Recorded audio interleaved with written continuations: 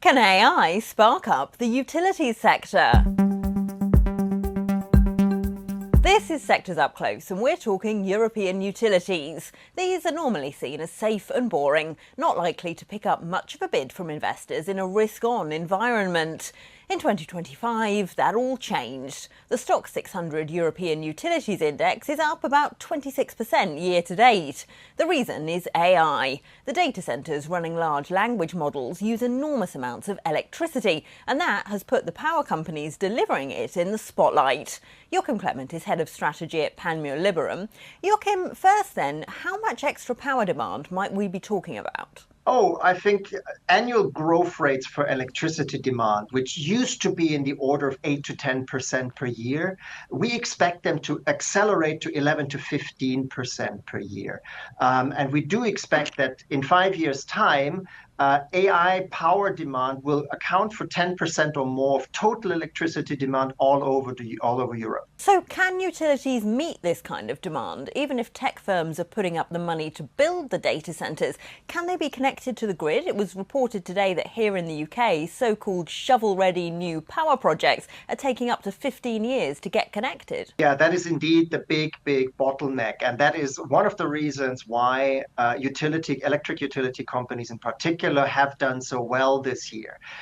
There is an awful lot of investment needed in Europe's grid system to provide enough power and to connect all those data centers and especially also the power generators, the power plants, to the grid. Because remember, in Europe, we are building mostly wind and solar. So that is very decentralized, and that needs far more investment in grid connections to these local wind and solar farms. So is that investment forthcoming? Is it happening? It is definitely forthcoming.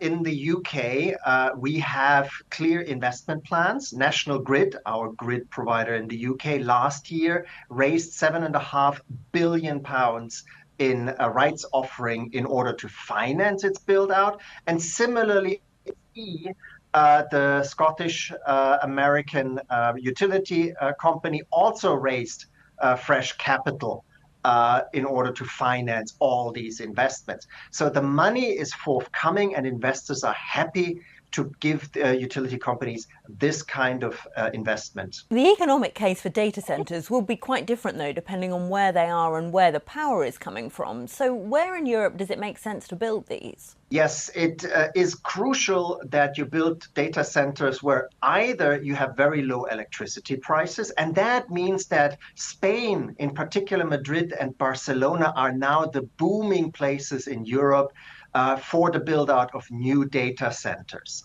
Barcelona benefits twice. In the sense that it not only is in Spain, which has amongst the lowest power prices in all of Europe, but it also is the landing point of many undersea cables and transcontinental cables.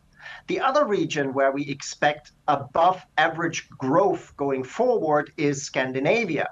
Simply, of course, because it's cooler there, you don't need that much electricity to cool down your data center. What are your stock picks then, Joachim, in European utilities? Well, our top pick is Iberdrola, the Spanish electric utility company. Its home market is obviously, as we just mentioned, the fastest growing data center market in Europe.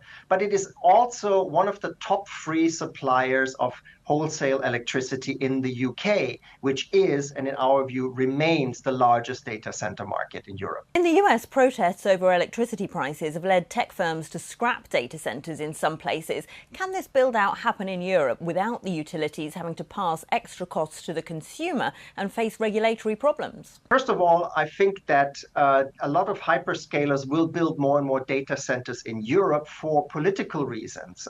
There are data privacy regulations in Europe that are much easier to deal with if you build your data center in Europe and store the data there.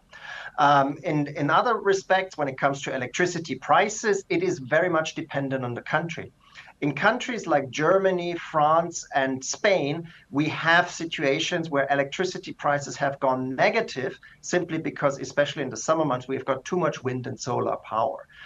So there is an overcapacity in the short term that keeps electricity prices from rising. But as we said at the start, investments are needed to keep that situation under control. Joachim, Europe has been lagging the US in AI and data center build out.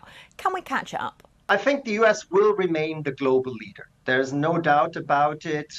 It is the home of all the large hyperscalers and of most of the companies that need large data centers for their software and their applications. But Europe will catch up, in our view, and will become more important relative to the US, just like Asia, simply because data needs to be stored more and more likely in a local environment under local regulations so that data privacy and data security can better be monitored. That was Joachim Klement of Panmure Liberum. Don't forget you can watch more videos on Reuters.com.